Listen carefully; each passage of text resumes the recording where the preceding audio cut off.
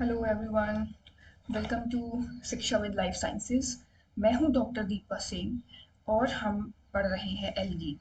Okay, तो algae में इससे पहले, इस पार्ट से पहले आपका हिस्ट्री, उसमें कौन कौन से साइंटिस्ट हैं कि उन्होंने क्या क्या दिया है, एवरीथिंग, क्लासिफिकेशन और habitat. The most important topic habitat, क्योंकि हैबिटाट में बहुत सारे डिविजन्स थे जो हमने देखे। तो आप इसके पहले वाला वीडियो ज़रूर देखिए। अगर आप बीएससी, एमएससी, कॉम्पिटिटिव या फिर असिस्टेंट प्रोफेसर की आप तैयारी कर रहे हैं तो ये वीडियोस आपके लिए बहुत यूज़फुल है। तो अगर आपको वीडियो अच्छा लगे तो आप प्लीज़ लाइक करिए, सब्सक्राइब करिए चैनल, और ना कि सिर्फ टॉपिक से रिलेटेड बट यस रिसर्च से रिलेटेड, पीएचडी से रिलेटेड एवरीथिंग मैं आपको इस चैनल में प्रोवाइड करवाऊंगी। ओके, तो आज हम चलते हैं अपना सेल स्ट्रक्चर पे। सेल स्ट्रक्चर, सेल स्ट्रक्चर में हम सबसे पहले देखेंगे सेल वॉल। सबसे पहले हम आज क्या देखने वाले हैं? Cell wall. देखिए इसमें क्या है। यस, देखिए सेल वॉल कुछ ऐसे एल्गी होती हैं जिसमें अलग अलग कंटेंट पाए जाते हैं। सबसे ज़्यादा जो मोस्ट कॉमनली पाया जाता है सेल वॉल में वो है आपका cellulosic. Okay, cellulosic most commonly पाया जाता है। कुछ ऐसी होती हैं जो सिलिशियस होती हैं। ओके, सिलिका सिलिका पाया जाता है, जैसे कि डाई एटम्स, डाई एटम्स, क्रायोसोफाइसी। कुछ एल्गी ऐसी हैं जिसमें कैल्शियम यानी कि कैल्शियरियस, CaCO3 पाया जाता है, जैसे कि Chara and in some red algae. Cell wall absent भी होती है। कुछ ऐसे फंजाई होते हैं जिसमें क्या होता है, सेल वॉल एब्सेंट भी होती है। ये बिल्कुल ध्यान रखना है हमें, डायरेक्ट क्वेश्चन आते हैं इनसे, जैसे कि यूग्लिना और Dinophyceae. Alright, so instead of cell wall, cell wall की जगह एक प्रोटीनियस लेयर अगर प्रेजेंट हो तो हम उसे क्या कहेंगे? पैलिसिलिन। ब्राउन एल्गी यानी कि फियोफाइसी, एल्जिनिक एसिड।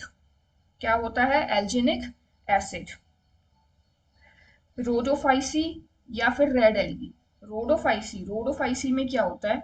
रोडोफाइसी यानी कि रेड एल्गी, यहाँ पे 2 कंपोनेंट्स पाए जाते हैं। 2 कंपोनेंट्स पाए जाते हैं। कौन कौन से? एक तो अगार अगार, अगार अगार, और दूसरा है कैराजिनीम, कैराजिनीम, है ना। तो अगार अगार किस पे पाया जाता है? अगार अगार मिलता है gelidium, gelidium and gracilaria, gelidium and gracilaria. और कैराजिनीम कॉन्ट्रस, कॉन्ट्रस क्रिस्पिस।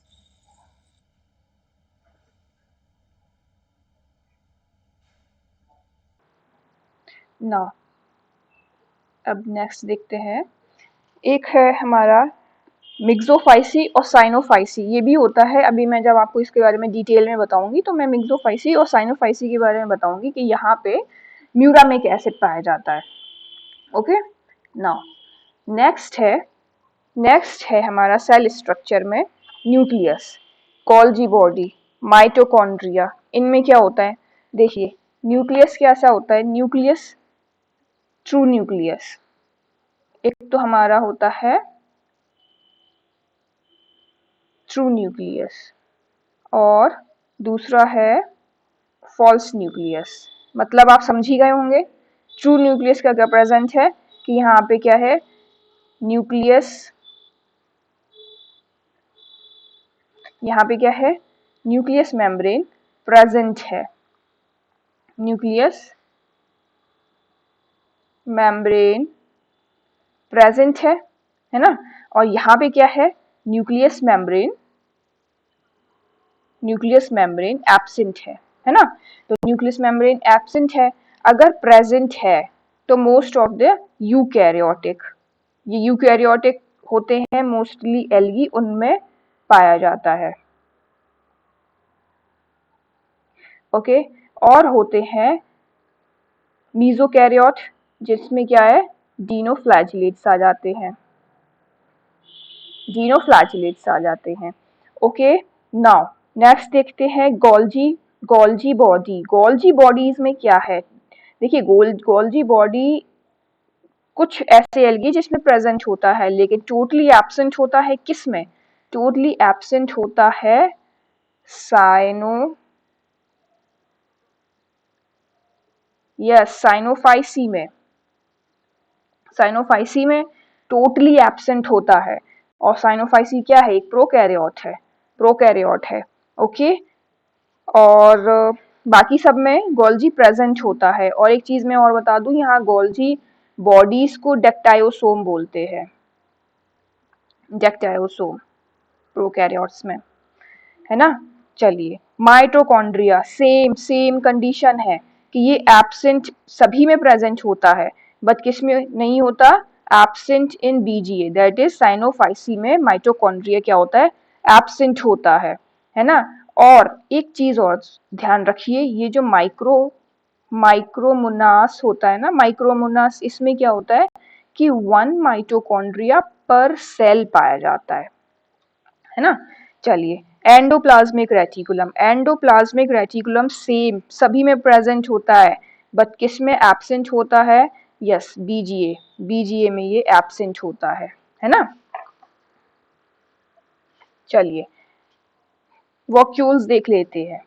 वैक्यूल्स में क्या होता है, वैक्यूल्स यहाँ दो टाइप के प्रेजेंट होते हैं, एक तो होता है हमारा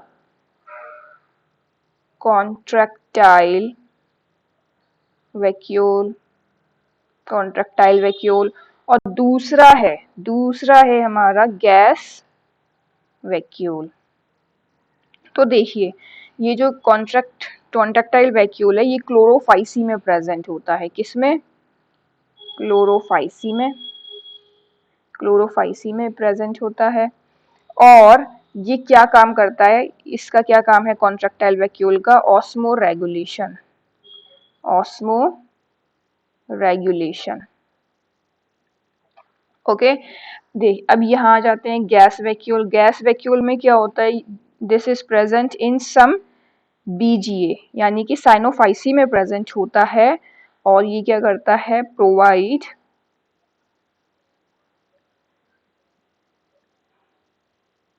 buoyancy, provide buoyancy. Okay, now chloroplast, chloroplast के हमें कई सारे फॉर्म्स देखने को मिलते हैं, ठीक है। तो यहाँ पे हम क्लोरोप्लास्ट के बारे में, चलिए पहले पैरेनॉइड देख लेते हैं, फिर मैं आपको क्लोरोप्लास्ट बताऊंगी। पैरेनॉइड क्या होता है, पैरेनॉइड याद रख लीजिए, अभी हम जब डिफरेंट डिफरेंट जेनरास पढ़ेंगे ना, तो पैरेनॉइड वर्ड बार बार आएगा। तो अभी मैं आपको बता रही हूँ, ये क्या होता है, एक प्रोटीनियस बॉडी होती है जो सराउंडेड बाय स्टार्च होती है, ठीक है। एक प्रोटीनियस बॉडी होती है, प्रोटीनियस बॉडी है, ओके, प्रोटीनियस बॉडी है सराउंडेड बाय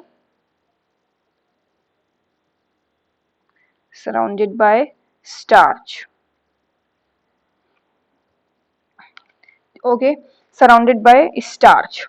अगर प्रोटीनियस बॉडी या पायरेनॉइड किसी में प्रेजेंट है, वन है या मैनी है, अगर वन है तो किसमें है, क्लेमाइडोमोनास, क्लेमाइडोमोनास। और अगर मैनी प्रेजेंट है, बहुत सारी प्रेजेंट है, तो ओइडोगोनियम, है ना। चलिए, ओजोगोनियम की जब यहाँ बात हुई है, तो एक चीज मैं बता दूं, यहाँ पे कैप्सेल्स पाई जाती है, ओजोगोनियम में कैप्सेल्स पाई जाती हैं। इसके बारे में हम डिटेल में देखेंगे, लेकिन यहाँ याद रखिएगा इसमें कैप्सेल्स पाई जाती हैं, ओके। इतना क्लियर हो गया होगा आपको कि nucleus, true nucleus, false nucleus present होता है, गोल्जी बॉडीज है, साइनोफाइसी में एब्सेंट होता है, बाकी सभी में प्रेजेंट होता है। माइटोकॉन्ड्रिया अगेन बीजीए में एब्सेंट होता है, बाकी सब एल्गी में प्रेजेंट होता है। एंडोप्लाज्मिक रेटिकुलम बीजीए में एब्सेंट होता है, बाकी सभी एल्गी में प्रेजेंट होता है। वैक्यूल 2 टाइप के पाए जाते हैं, contractile vacuole and gas vacuole. फिर होता है क्लोरोप्लास्ट एंड देन पायरेनोइड्स। तो यहाँ पे अब जो हम पढ़ने जा रहे हैं वो है क्लोरोप्लास्ट। तो क्लोरोप्लास्ट हम यहाँ थोड़ा देख लेते हैं कि क्लोरोप्लास्ट में क्या है। देखिए क्लोरोप्लास्ट जो है ना हमारा, क्लोरोप्लास्ट पॉलीमॉर्फिज्म शो करता है। पॉलीमॉर्फिज्म, अलग अलग स्ट्रक्चर्स देखने को मिलते हैं इसमें। तो उसके बेसिस पे हमने इसका कुछ नाम भी रखे हुए हैं, जैसे कि अगर कप शेप्ड है, कप शेप्ड क्लोरोप्लास्ट प्रेजेंट है, तो किसका फीचर है ये, चलिए देखते हैं। अभी हम देखेंगे कॉलर शेप्ड है या फिर ग्रिडल शेप्ड है, स्पाइरल है, रेटिकुलेट है,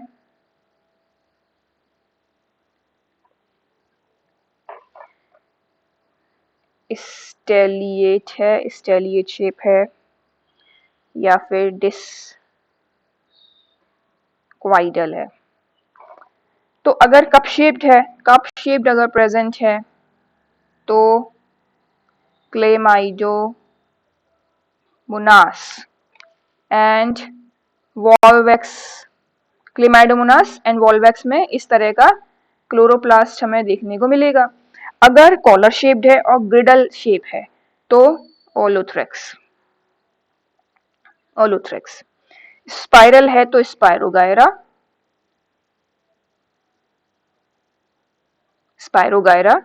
रेटिकुलेट है तो ओइडोगोनियम एंड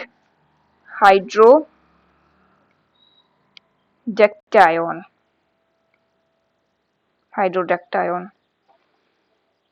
और इसमें एक और लिख लीजिए क्लैडोफोरा में भी रेटिकुलेट है।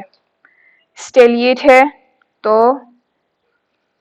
जाइगोनेमा, और डिस्क्वाइडल है तो वॉइकेरिया एंड कारा। तो याद रखिए कारा किसमें है, डिस्क्वाइडल, और वॉकेरिया डिस्क्वाइडल, जाइगोनेमा स्टेलिएट, और reticulate Oedogonium, Hydrodictyon and Cladophora. Spiral है तो आपका स्पायरोगायरा याद हो जाएगा ना, स्पाइरल एंड एस से स्पाइरल, एस फॉर स्पायरोगायरा।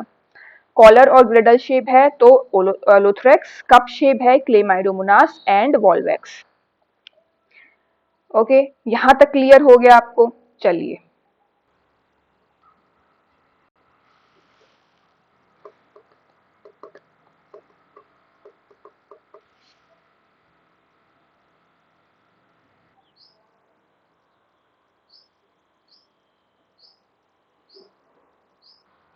यहां तक क्लियर है आपको। चलिए अब हम आगे बढ़ते हैं। नेक्स्ट हम देखते हैं स्टोर्ड फूड के, एल्गी में स्टोर्ड फूड कैसा होता है। तो सबसे पहले क्लोरोफाइसी में यानी कि ग्रीन एल्गी में स्टोर्ड फूड क्या है, पायरेनोइड। स्टोर्ड फूड क्या है, पायरेनोइड, बताया था अभी पीछे। चलिए डेफिनेशन बताइए, क्या होता है पायरेनोइड, क्या होता है, किससे सराउंड रहता है, बताइए। वन हो तो किसका एग्जाम्पल, उसका एग्जाम्पल बताइए। मैनी अगर पैरेनोइड प्रेजेंट है तो उसका एग्जाम्पल बताइए। नेक्स्ट फियोफाइसी, फियोफाइसी में mannitol and laminaria, laminarin present है। ओके, रोडोफाइसी में यानी कि रेड एल्गी में floridean starch as a food material होता है, reserve food material. Okay, clear है यहाँ तक। चलिए अब देखते हैं जो एल्गी होता है, एल्गी में एक और चीज पाई जाती है जिसको हम बोलते हैं आई स्पॉट और स्टिग्मा। आई स्पॉट और स्टिग्मा। आई स्पॉट और स्टिग्मा कैसा होता है? ये लाइट सेंसिटिव स्ट्रक्चर होता है। कैसा है ये? लाइट सेंसिटिव स्ट्रक्चर है। तो ये सेल में पाया जाता है। देखिए, अगर present in chloroplast but not associated with flagella, chloroplast में प्रेजेंट है लेकिन फ्लैजिला नहीं है, तो क्या होगा कि क्या होगा इसमें? कौन से मेंबर्स आएंगे आपके? क्लोरोफाइसी के, क्लोरोफाइसी के इसमें मेंबर्स आएंगे, है ना। अगर क्लोरोप्लास्ट में प्रेजेंट है but associated with flagella, yes flagella है, तो क्या होगा? क्या होगा? फियोफाइसी, फियोफाइसी, फियोफाइसी होगा। और होगा आपका ज़ेंथोफाइसी, है ना। Phaeophyceae and Xanthophyceae. अगर found near the flagellar swelling, या फ्लैजुलर स्वेलिंग होती है, अगर वहां प्रेजेंट है तो कौन है? Euglena, Euglena and Dinophyceae, Dinophyceae. Most advanced contain lens and retina, lens और रेटिना भी प्रेजेंट है अगर, तो डायनोफाइसी। ओके, क्लियर है।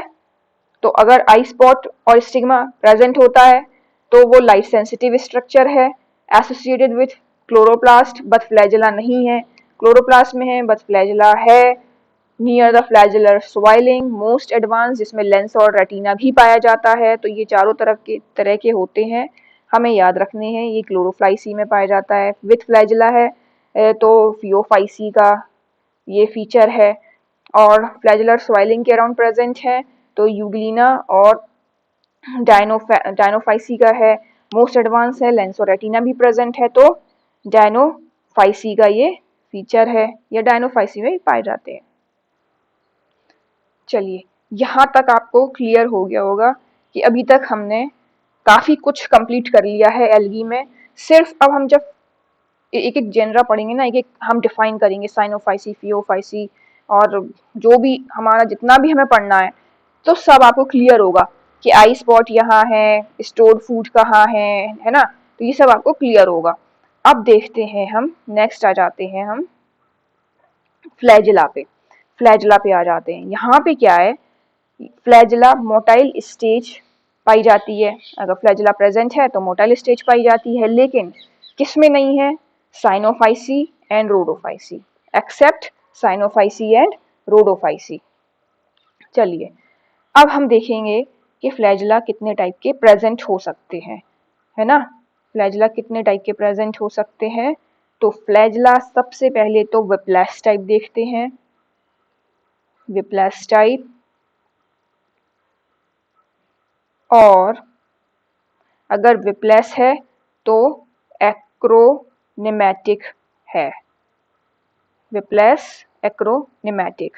और दूसरा है टिंसिल टाइप, टिंसिल टाइप। और प्लूरोनोमैटिक, प्लूरोनिमेटिक।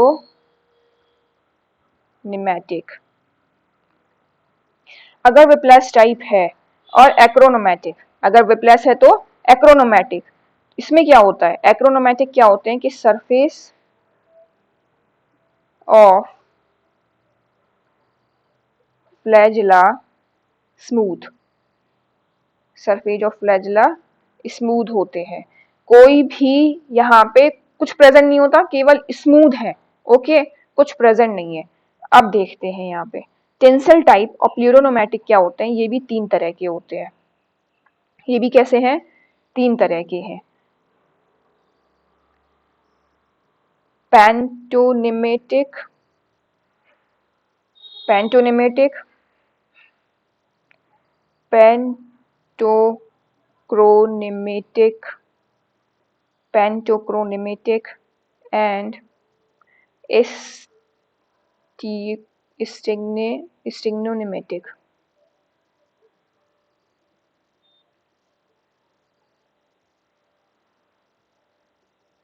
चलिए, तो क्लियर हो गया। अगर विप्लैश टाइप है तो एक्रोनोमैटिक है, यानी कि बिल्कुल स्मूथ है। टेंसिल टाइप और प्लूरोनोमैटिक तो क्या है, सबसे पहले पेंटोनेमेटिक। पेंटोनेमेटिक मतलब ये देखिए, जैसे ये आपका फ्लैजिला है, फ्लैजिला में ये मस्टिगोनेम्स प्रेजेंट होते हैं, इस तरह से मस्टिगोनेम्स प्रेजेंट होते हैं, तो इसलिए हम इसे क्या कहते हैं, पेंटोनेमेटिक।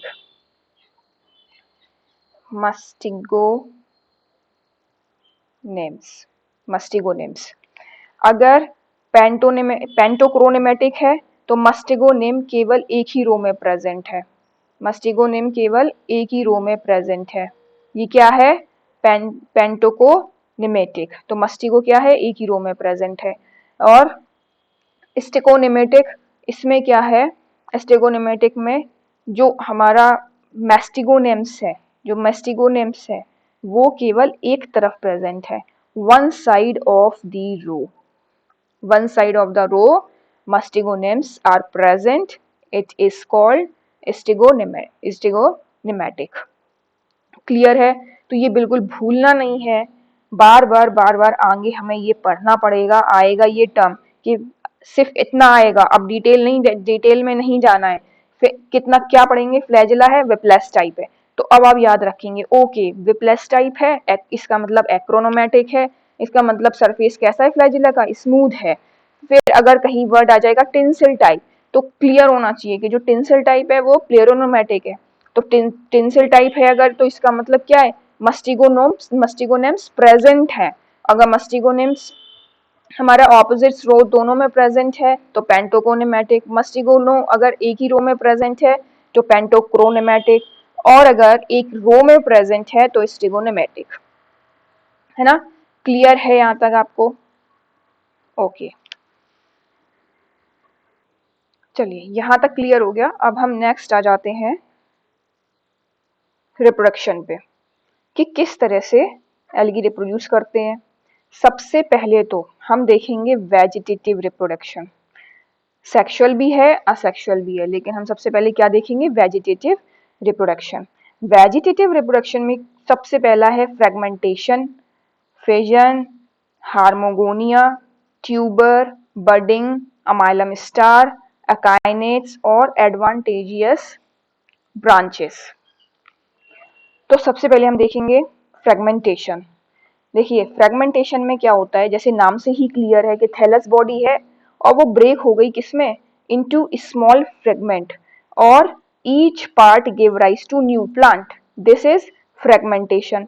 फ्रेगमेंटेशन ओलोथ्रिक्स में, स्पायरोगायरा में, जाइगोनेमा में देखा जाता है, और ये फेवरेबल कंडीशन में ही होता है, it occur during favourable condition. Next है हमारा फिजन, इसमें क्या होता है, ये सबसे most common and simple method होता है, सिंपलेस्ट मेथड है, ओके, सिंपलेस्ट मेथड है। तो इसमें simplest method of vegetative propagation found in unicellular form, और ये भी कैसा होता है, फेवरेबल कंडीशन में होता है, क्लेमाइडोमोनास और यूग्लिना में हमें फिजन देखने को मिलता है। नेक्स्ट है हमारा हार्मोगोनी। हार्मोगोनी में क्या होता है कि देखिए, जैसे ये बीजीए है, ये देखिए ये भी ऐसे बीजीए है, ठीक है, तो ये इसका एक नॉस्टिक है मान लीजिए, तो क्या ये ट्राइकोम्स है, ये क्या है, ट्राइकोम। ट्राइकोम, तो ये हर एक ट्राइकोम ब्रेक हो जाता है, हर एक ट्राइकोम ब्रेक हो जाता है and form thick walled structure, जिसको हम क्या बोलते हैं, हार्मोगोनिया। हर एक ट्राइकोम ब्रेक हो जाता है, एक थिक वॉल स्ट्रक्चर बना लेता है, जिसको हम हार्मोगोन्स बोलते हैं, और ये क्या होता है, फेवरेबल कंडीशन में ये ब्रेक डाउन हो जाता है। फेवरेबल कंडीशन में जैसे ये ऐसे सभी जो है अलग अलग हो जाएंगे, तो क्या होगा, ये सब क्या है, एक न्यू थैलस बना लेते हैं, एक न्यू थैलस फॉर्म कर लेते हैं। क्लियर है, तो ट्राइकोम्स क्या होते हैं, ब्रेक होती हैं, एक फॉर्म करते हैं थिक स्वॉल्ड स्ट्रक्चर जिसको हम हार्मोगोन्स बोलते हैं, और ये हार्मोगोनिया हमें नॉस्टिक और ऑसिलेटोरिया में देखने को मिलता है।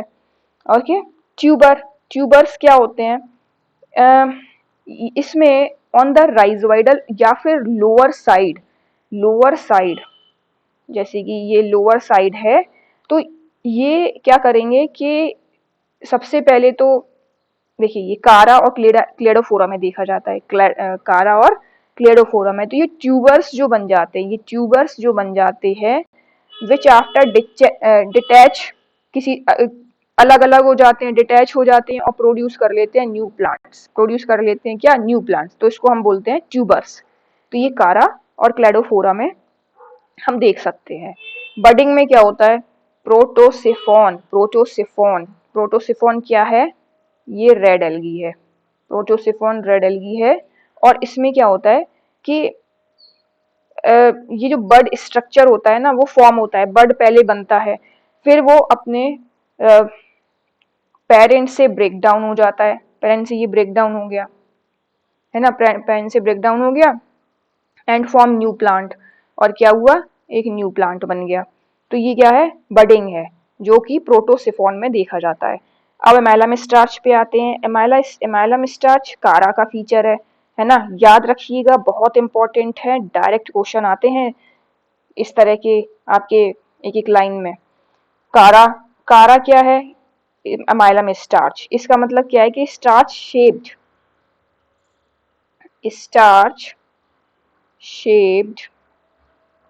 स्टार्च स्टोरेज बॉडी प्रेजेंट होता है ना, स्टार शेप्ड प्रेजेंट होता है। जैसे कि मान लीजिए ये सेल है, तो ये ऐसे स्टार शेप्ड प्रेजेंट है, तो ये क्या है, star shaped starch storage body कारा में देखने को मिलती है, जिसको हम सिंपली एमाइलम स्टार बोलते हैं। अकाइनेट्स क्या होते हैं, जो हमें ओलोथ्रेक्स में देखने को मिले। इसमें क्या होता है कि सेल ऑफ थैलस, मान लीजिए एक ऐसे ही बना देते हैं कि थैलस है, और thallus each cell become thick, ये थैलस है और ईच सेल बिकम थिक, ये क्या हुई, थिक हो गई, थिक वॉल्ड सेल हो गई, थिक वॉल्ड सेल हो गई है। अब इसको हम क्या बोलते हैं, अकाइनेट्स, इसको अकाइनेट्स बोलते हैं, और ये ओलोथ्रेक्स में देखा जाता है। एडवांटेजियस ब्रांचेस मोस्ट कॉमनली ये ब्राउन एल्गी में पाया जाता है। पेरेंट काइमेटिस, एल्गी या लीफी एल्गी भी बोलते हैं, जिसमें एडवांटेजियस हमारा ब्रांचिंग है अगर, तो हम इसको क्या बोलते हैं, पेरेंकाइमेटिस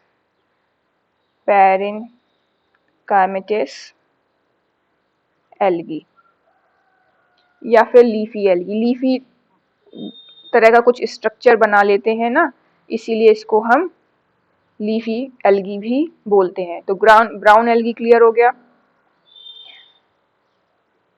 यहां तक वेजिटेटिव स्ट्रक्चर आई थिंक आपको क्लियर हो गया।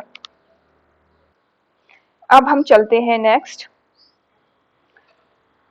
हमारे आसेक्सुअल रिप्रोडक्शन पे। वेजिटेटिव हम देख चुके हैं, अब हम आसेक्सुअल रिप्रोडक्शन पे चलते हैं। आसेक्सुअल रिप्रोडक्शन में आसेक्सुअल स्पोर्स बनते हैं। तो सबसे पहले मोटाइल स्पोर बनेगा या नॉन मोटाइल स्पोर्स बनेंगे। अगर मोटाइल स्पोर्स बन रहे हैं, मोटाइल स्पोर कौन सा है हमारा, जू स्पोर इज मोटाइल स्पोर। तो अंडर फेवरेबल कंडीशन जू स्पोरेंजियम, जिसमें ये रहते हैं, वहां से बाहर निकलते हैं and form new plant. Okay, जू स्पोर याद रखिएगा। अब देखिए, अगर बाइफ्लैजिलेटेड है, जू स्पोर बाइफ्लैजिलेटेड है, तो क्या है, क्लेमाइडोमोनास और एक्टोकार्पस में ये देखने को मिलेगा। क्वाड्रीफ्लैजिलेटेड है तो macrospore of Ulothrix, very very important, macrozoospore of Ulothrix, ये क्वाड्रीफ्लैजिलेटेड है। अगर मल्टीफ्लैजिलेटेड है तो ओडोगोनियम, और मल्टी न्यूक्लिएटेड है तो वॉइकेरिया। क्लियर है, मोटाइल जू स्पोर यहाँ क्लियर हो गया। जू स्पोर हमें याद रखना है बस, है ना, जू स्पोर याद रखना है, पूरी कहानी फिर अपने आप बन जाएगी। चलिए नेक्स्ट देखते हैं। नेक्स्ट है नॉन मोटाइल। अभी हमने देखा था मोटाइल, अब हम देखेंगे नॉन मोटाइल। तो नॉन मोटाइल में क्या है? नॉन मोटाइल में प्लानोस्पोर, क्योंकि नॉन मोटाइल है, so the protoplasm get separated, protoplasm gets separated from cell wall to form thick walled non-ciliated aplanospore, and each aplanospore give rise to new plant। देखिए cell wall से attach होती है protoplasm, अगर वहां से वो loose हो जाए, है ना, नॉन सीलिएटेड है, तो आप्लानोस्पोर बन जाता है। और आप्लानोस्पोर यहाँ पे क्या करता है, फिर न्यू प्लांट ग्रो करता है, न्यू प्लांट राइज करता है। ये आपको हमारे क्लोरेला, ओलोथ्रेक्स एंड माइक्रोस्पोरा में देखने को मिलेगा। अब आ जाते हैं वेरी वेरी इंपॉर्टेंट हाइपेनोस्पोर। हाइपेनोस्पोर में हाइपेनोस्पोर सबसे पहले तो क्लेमाइडोमोनास निवेलिस में देखने को मिलता है। किसमें? बहुत इंपॉर्टेंट है, सीधे क्वेश्चन आएगा हाइपेनोस्पोर कहाँ देखने को मिलता है, तो हमें सिर्फ टिक करना है क्लेमाइडोमोनास निवेलिस में, वॉइकेरिया। तो क्या होता है? Under favourable condition the protoplasm of cell separate from the cell wall and collect in the centre to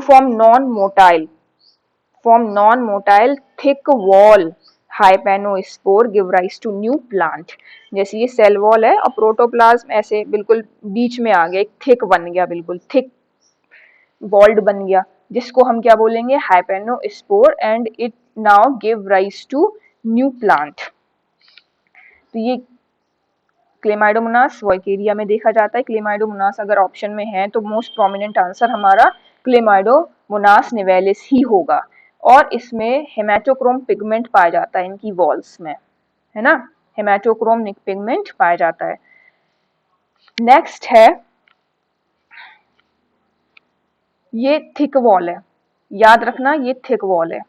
आप्लानोस्पोर thin wall है, देखिए ये लिखा हुआ है, आप्लानोस्पोर थिन वॉल है।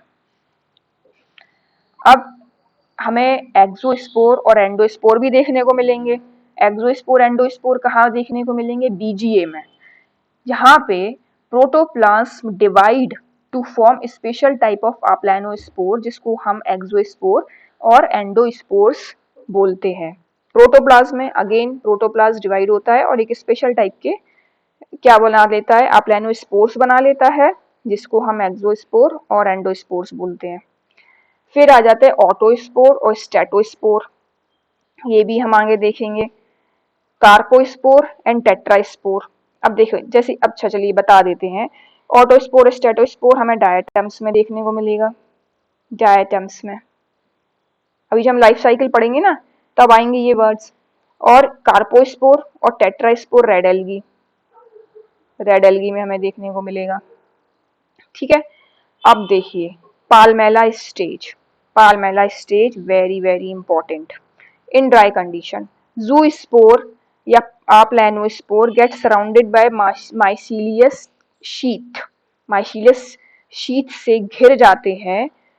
The division continue and they take shape of colony. अब देखिए वो जैसे ये स्पोर्स हैं, ये अंदर ऐसे ऐसे घिर गए ऊपर से माइसीलियस शीट से, तो अंदर क्या होगा? डिवीजन चलता रहेगा चलता रहेगा चलता रहेगा, तो ये क्या है?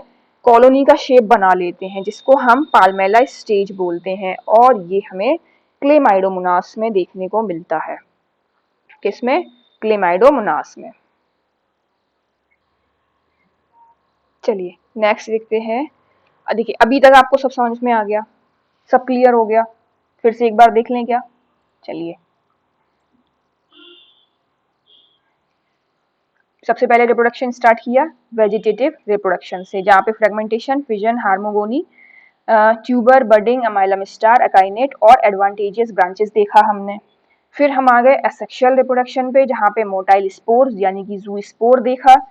फिर नॉन मोटाइल में आप्लानोस्पोर्स, हाइपेनोस्पोर, एक्सोस्पोर, एंडोस्पोर, ऑटोस्पोर, स्टेटोस्पोर, कार्पोस्पोर, टेट्रास्पोर और एक पाल्मेला स्टेज हमने यहाँ देखी। यहाँ तक क्लियर हो गया आपको? अब नेक्स्ट चलते हैं। नेक्स्ट है हमारा सेक्सुअल रिप्रोडक्शन।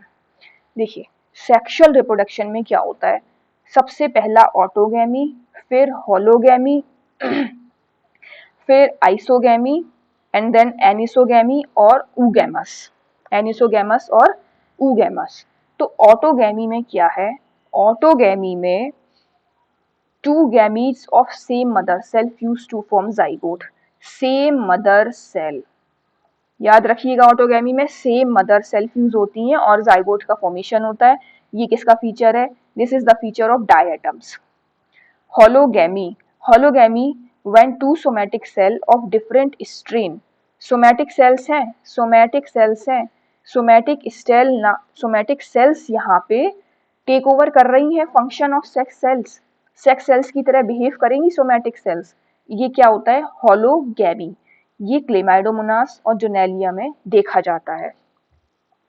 तो ये आप मुझे बताइए कि जब मैंने आपको फंजाई पढ़ाया था, फंजाई पढ़ाया था तब कुछ इसी तरह का हमें सेक्सुअल रिप्रोडक्शन देखने को मिल रहा था, जहाँ पे somatic cells now take over the function of sex cell. इसको क्या बोल रहे थे हम, यहाँ तो हम इसको होलोगैमी कह रहे हैं, फंजाई में हम इसको क्या बोल रहे थे, बताइएगा जरूर। ओके, नाउ थर्ड आ जाते हैं आइसोगैमी। थर्ड है हमारा isogamy. Isogamy in some algae, कुछ एल्गी में gamete of plus strain minus strain fuse to form zygospores.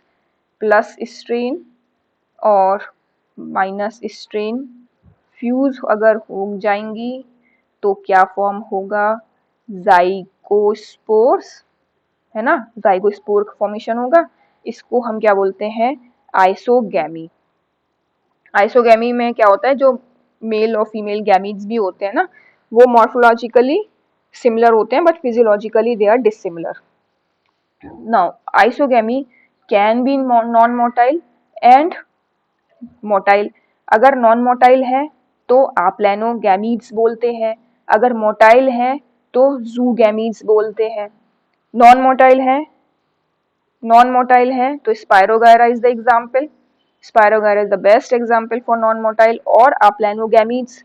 अगर मोटाइल है तो जूगैमीट्स और इसका एग्जाम्पल क्लेमाइडोमोनास, डेवरिनम एंड ओलोथ्रेक्स। क्लेमाइडोमोनास, डेवरगम, ओलोथ्रेक्स, और आप इसमें और भी एग्जाम्पल लिख सकते हैं, क्लेमाइडोमोनास, प्रोवेस्गेरा, क्लेमाइडोमोनास, यूगैमेटस, है ना। चलिए नेक्स्ट एनिसोगैमी। एनिसोगैमी तो fusion take place between morphology and physiologically distinct gamete. Morphology भी अलग है और फिजियोलॉजी भी अलग है। जैसे कि मेल गैमीड है तो वो स्मॉल स्मॉल है, स्मॉलर है और एक्टिव है। फीमेल गैमीड है तो वो कैसा है, लार्ज है और स्लज मतलब इनएक्टिव टाइप का, लार्ज है बट इनएक्टिव है या नॉन मोटाइल भी कह सकते हैं। तो ये किसमें होता है, एनिसोगैमी में। और इसका एग्जाम्पल है क्लेमाइडोमोनास ब्रॉनी एंड पेंडोरिना। पेंडोरिना, यूडोरिना, किसी किसी बुक में यूडोरिना भी दिया हुआ है। तो क्लेमाइडोमोनास ब्रॉनी एंड पेंडोरिना का ये फीचर है एनिसोगैमी। अब ऊगैमी, ऊगैमस। तो ऊगैमी हमें किसमें देखने को मिलता है, सबसे पहले तो ये जान लीजिए कि ये बहुत ही एडवांस टाइप का है ना। फ्यूजन बिटवीन मोटाइल मोटाइल और small male gamete and large और नॉन मोटाइल फीमेल गैमीट। ये हमें किसमें देखने को मिलता है, ओजोगोनियम, क्लेमाइडोमोनास कॉकीफेरा और कैरा। क्लेमाइडोमोनास कॉकीफेरा,